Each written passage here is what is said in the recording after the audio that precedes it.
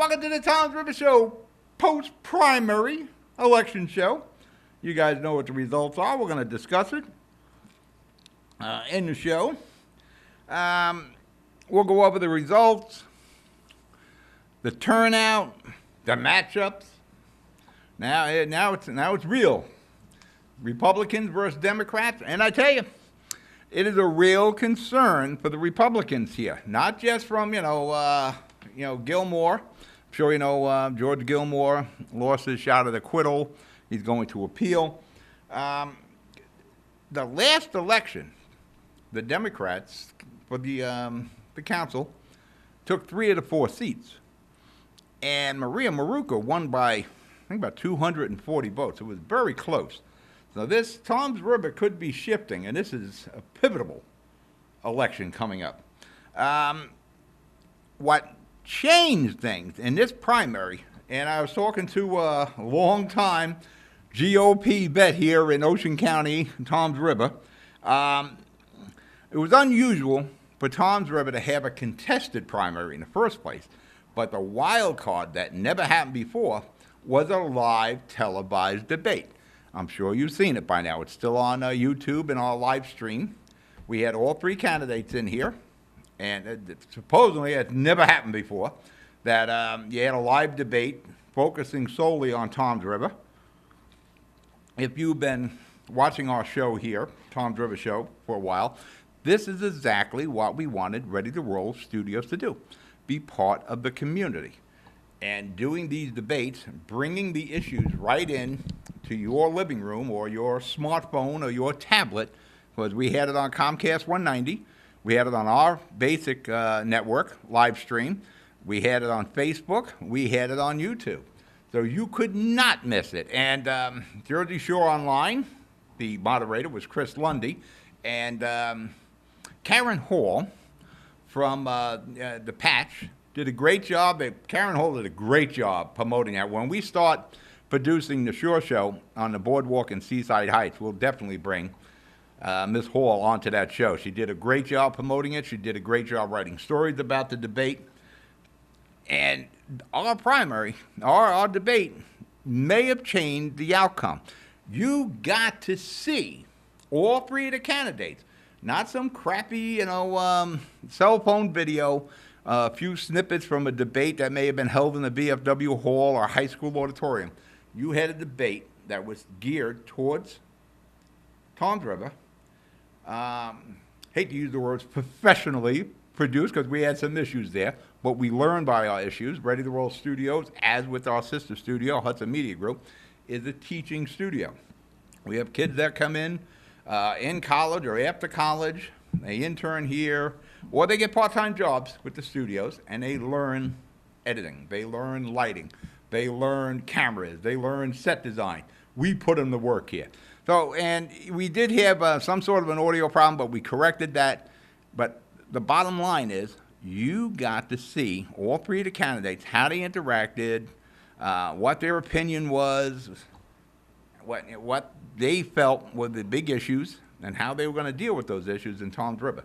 And like I said, from what I'm told, that had never been done in Tom's River before. Now, Hudson Media Group in North Bergen, we've done numerous debates over the years, from council to freeholders to mayoral debates. So we have some experience in that. So let's get the show on the road. We're going to break for commercial. You're watching the Tom's River Show. I'll be right back. Burns Brothers Memorials, Monuments, and Markers, 787 Tunley Avenue, Jersey City. Hudson County's only monument maker, serving all faiths and cemeteries. Design, studio, and large inventory on site. Cemetery inscriptions and custom orders welcome. Burns Brothers Memorials, Monuments, and Markers, 787 Tunley Avenue, just south of Secaucus Road. Craftsmanship that will last for all eternity. Burns Brothers, Jersey City, Albert H. Hopper, North Arlington. Visit us on the net. It takes more than a state-of-the-art medical facility to make a great hospital. It takes a team of dedicated medical professionals. That's the Jersey City Medical Center, Hudson County's #1 hospital. Medical teams consisting of New Jersey's top doctors, Magnet Award-winning nurses, and accomplished hospital associates, all committed to your good health. That's what you have at the Jersey City Medical Center. Make Hudson County's #1 hospital your first choice. Visit us on the web barnabashealth.org. 5, 4, 3, 2. We're back. Pat O'Melia here. Tom's River Show. We got the results of the election, the primary election for GOP, and Mo Deep beat the man. He beat the man. He won. Mo, pulls up the upset. You know, a lot of the money was going on Coronado. Mo pulled it out, and he had like every disadvantage you can have going into a primary. Mo pulled it out. He defeated Joe Coronado, very worthy opponent, and Dan Roderick, who I think has a big future in Tom's River. He's got youth on his side, put it that way. He got a lot of fire in his stomach. And what you had the two pros, Coronado, and the two older pros, I should say, Coronado and Hill. I thought it was a two-horse race.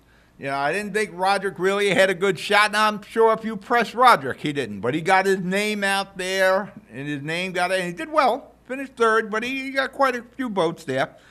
I thought it would come down, really, to the mail-in ballots. Now, talking to some of the GOP Republican veterans in Ocean County and Tom's River, we got a lot of credit for the live debate we produced here, changing some opinions. There were many who thought Mo Hill was more stately in his appearance and his demeanor, where Roderick and Coronado were going at each other. But, you know, that's what you want in the debate. You want attention. You want action. You know, we want to inform and educate you, but it's also important to entertain you. Like I said, I thought it was going to come down to mail-in ballots. But Mo pulled it off. He received a little over 41% of the vote. He got 3,057 votes. Not bad. Actually, it was, for a primary, it was well attended. Joe Coronado did 2,546, receiving 34.2% of the vote. And Roderick, 1,836 votes. He came up with a little less than 25% of the vote. As far as I know, he's still going to be a councilman. He's got another 2 years to go there. I didn't talk to him yet. I just texted Mo Hill, congratulated him, goofing around a little bit with him via the text, giving him what he's going to hear for the next few months getting into November. And the other guy that everybody's forgetting about is Jonathan Petro.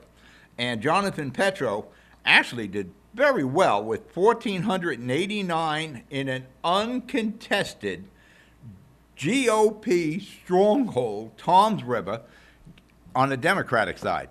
So that is pretty impressive. So right off the bat, he could probably guarantee himself, 1,500, maybe 2,000 votes when things start to heat up. Big difference in voter turnout from a primary to a general election. And you're going to have you got all the states, the assembly seats are all going to be up, and various municipalities that moved their election to November. I never agreed with moving the municipal elections to November. You kind of get lost in the sauce.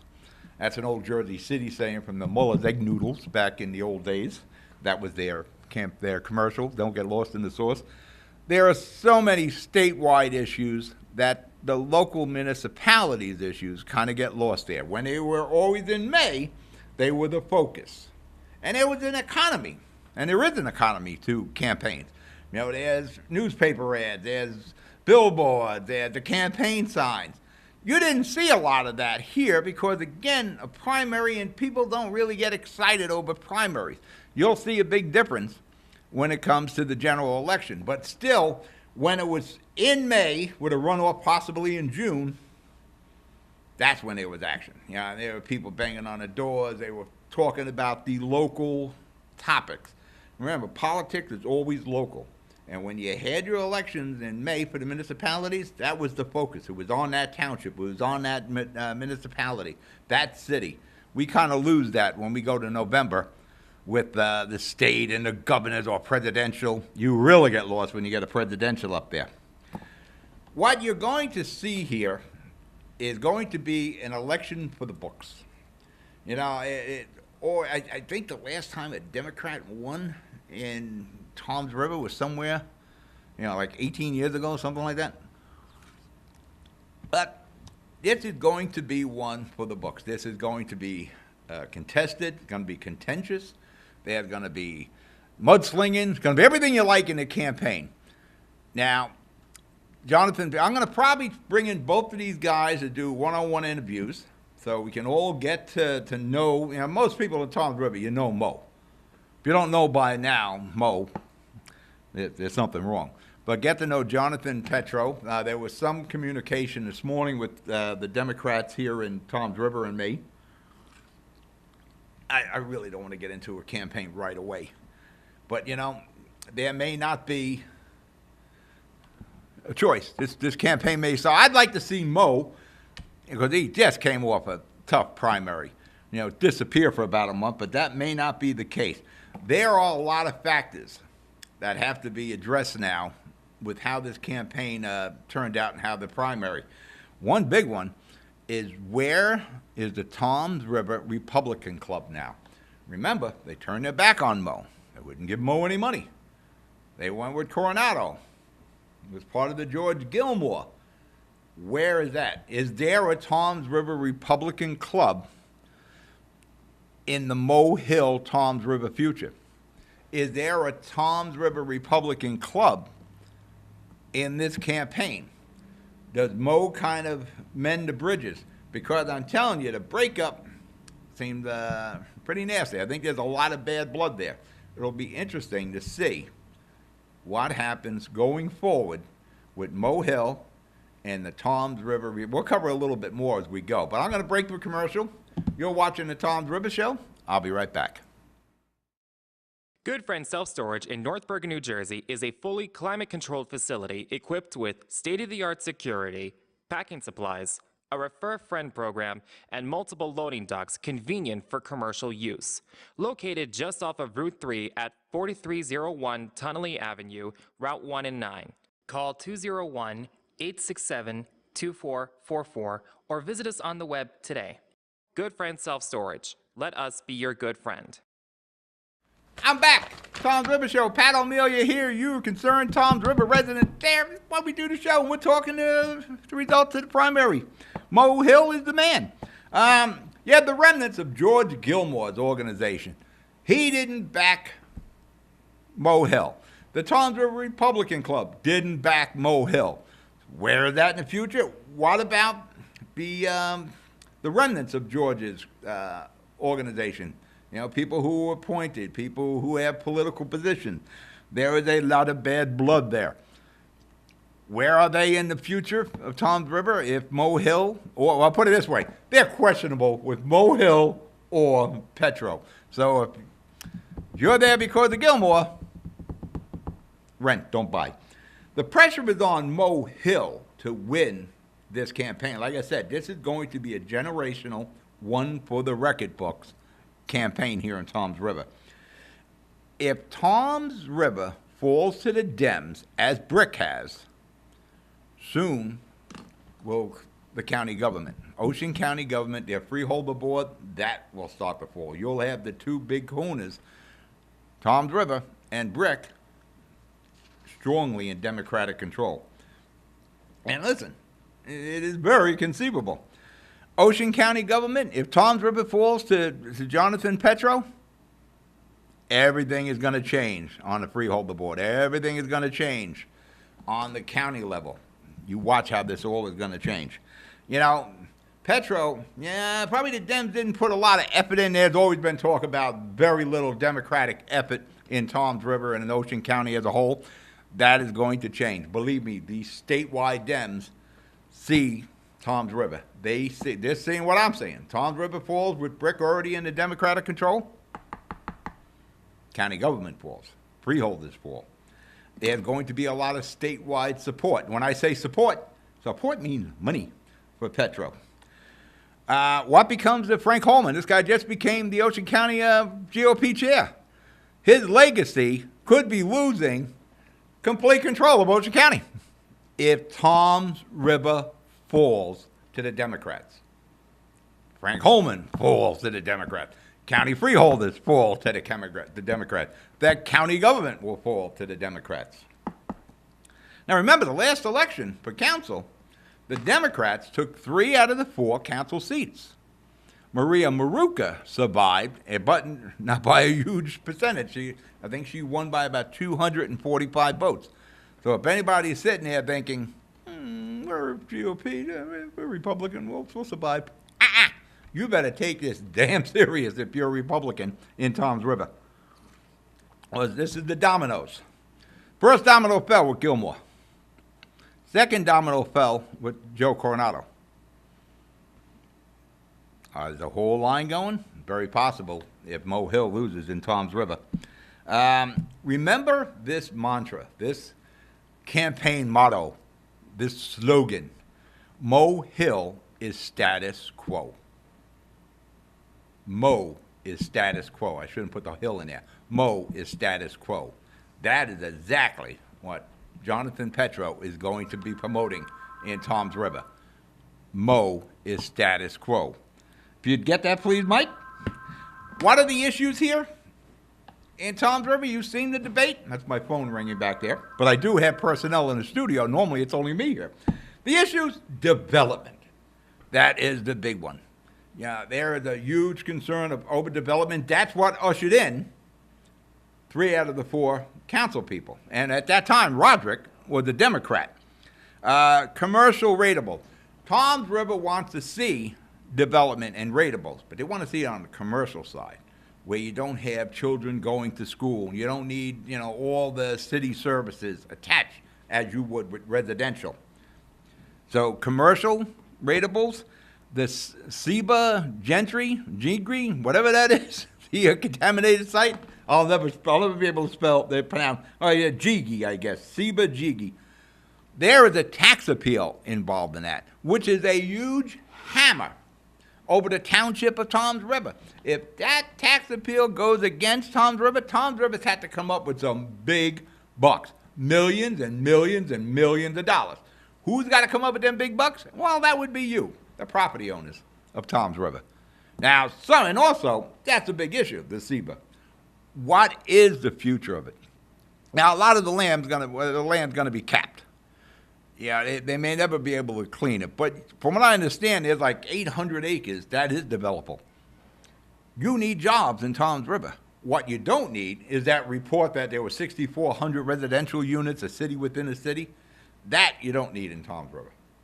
Because there's going to be pilots involved, there's going to be tax breaks involved. You need commercial development, mixed use, but the emphasis is on commercial. Mixed use could be commercial, retail. Retail stuff now with Amazon. Taxes. There has to be a handle on taxes. Shared services and taxes go hand in hand. Now, Mo mentioned this during the debate that there was some shared services ready with Manchester. You need a lot of shared services. Toms River, the big municipality in Ocean County, could do shared services with the county, do shared services with other municipality, and even the state. School budget. Now listen, Pietro got a direct line to Murphy and then Trenton, which is all Democrat control. That's a big card. Now, debate-wise, I'll probably produce 2. We'll do the live debates. Unless an independent pops up, I won't need the 3 podiums I'm still looking at over there. In the last debate, we produced the one on May 30th. Amazingly, there were over 24, and counting as of this taping, 2,400 views on that. And that's a lot for a primary. If I had to pick an over-under, I would have went like 100, 400. And, I think what we'll do, the next debate, we'll take questions from you via Facebook or Twitter. But this is the issues. This is what I'm thinking is going to happen. We're going to break for commercial. We'll be right back. Rama Jewelers, located in the Lyndhurst Shopping Center at 413 Valley Brook Avenue, Lyndhurst. Come for all your jeweler needs at Rama Jewelers, where you will find a fine selection of necklaces, earrings, rings, and bracelets. Choose from one of our complete sets, our many signature items, or find the perfect engagement ring. Come on down. That's Rama Jewelers at 413 Valley Brook Ave, Lyndhurst. Call 201-939-5784 or visit us online today. Newport, the luxury waterfront community on the Hudson River, offers the quality of life you deserve in 10 high-rise rental towers with amenities such as the on-site Newport Path subway, light rail and ferry service, Newport Town Square, 3 playgrounds, dog run, upscale restaurants, retail giants like Sears, JCPenney, Macy's, and Target. Morton Williams Supermarket is just outside your front door.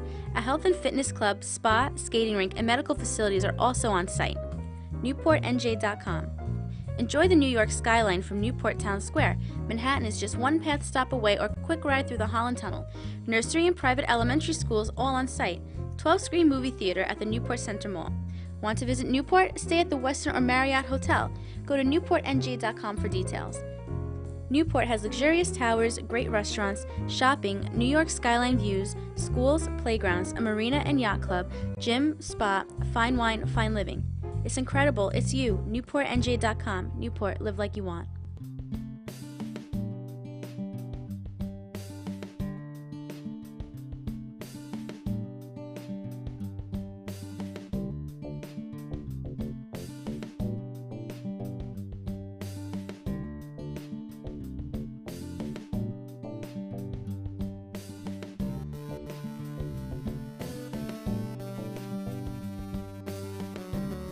We're back. You're watching the Tom's River Show. I'm here. You're there.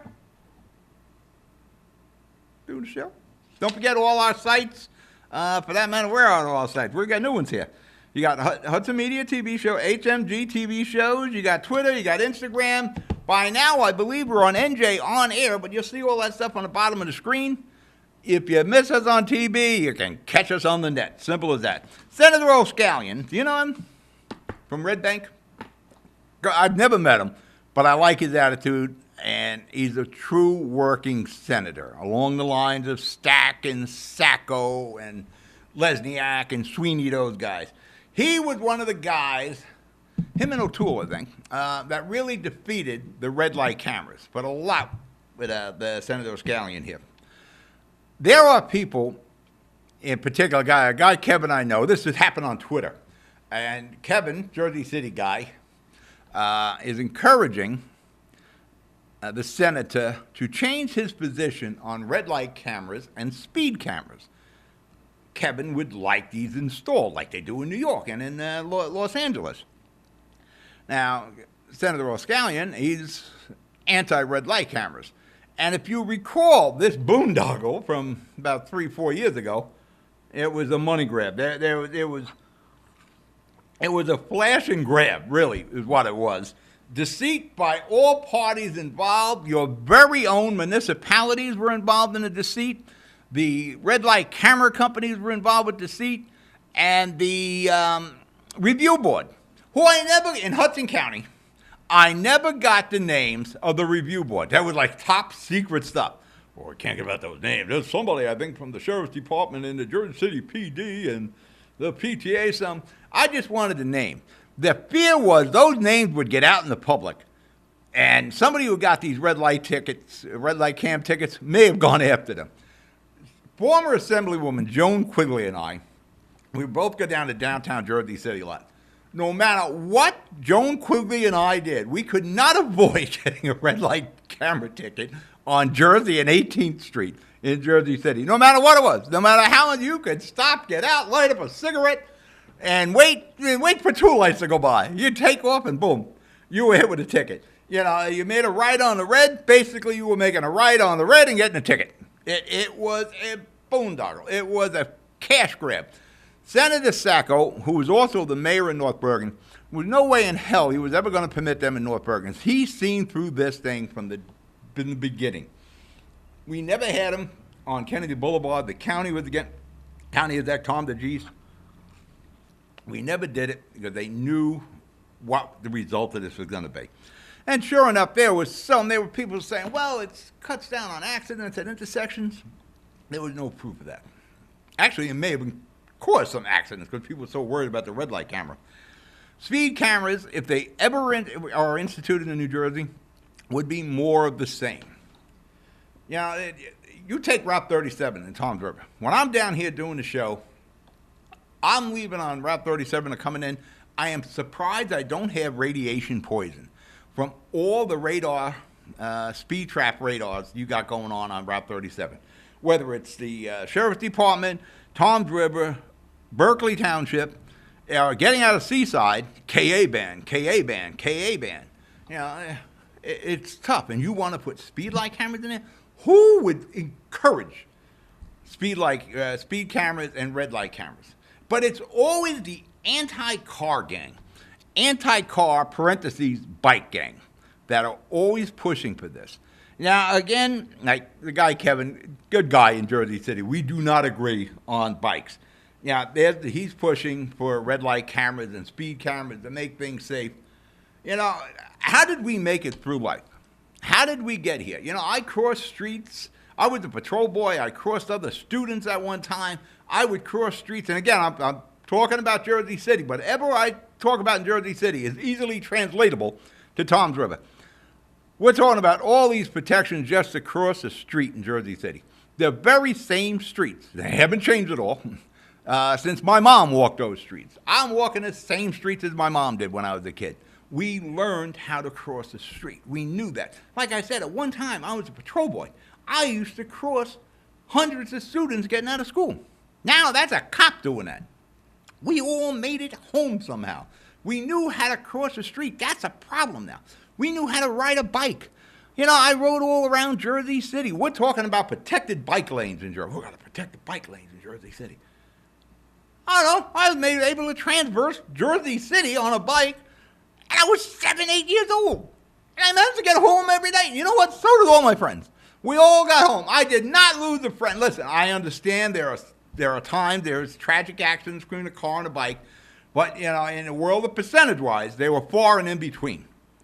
It was not a daily occurrence where on Grand Street and Jersey Avenue there was a pile of bent-up bikes. No, it didn't happen. We learned how to cross the street. We learned how to ride a bike. Now there's a push, same thing going on Toms River, about bike lanes. There's a push for protected bike lanes, for electric scooters. Now we're doing the e-scooters. Boy, I tell you what, you're going to have a lot of fun with these e-scooters. Hearing all the stories coming out of Hoboken where they got 2 types on a 6-month trial. Dedicated. And the other thing we're pushing for in Jersey City, and we'll come down here too. You know what they say about what rolls downhill? Dedicated bus lanes. First of all, we have no freaking buses in Jersey City. They all went out of business. You know why? Because nobody was using the buses. That's it. At one time in Jersey City, there was a bus for like almost every street. Central, Garfield, Bergen Avenue, Kennedy Boulevard, Montgomery Street bus. We stopped taking buses because we got in cars, and the other thing was there was no longer any jobs in Jersey City. You know, when I was a kid, I could walk out the door and get a job. But now we're talking about dedicated bus lanes at the expense of parking. Let me say this again. I'm not anti-bike. I'm just anti-practical mode of transportation. You're not going to use that 365 days a year in New Jersey. There is cold. There is snow. There is rain. There is heat. You're not biking through all those. So it's not practical to throw millions and millions of your dollars in a mode of transportation that at best is maybe 30% of the time. All right, I'm out of show. You be good. You be safe. I'll talk to you during the week. Good night.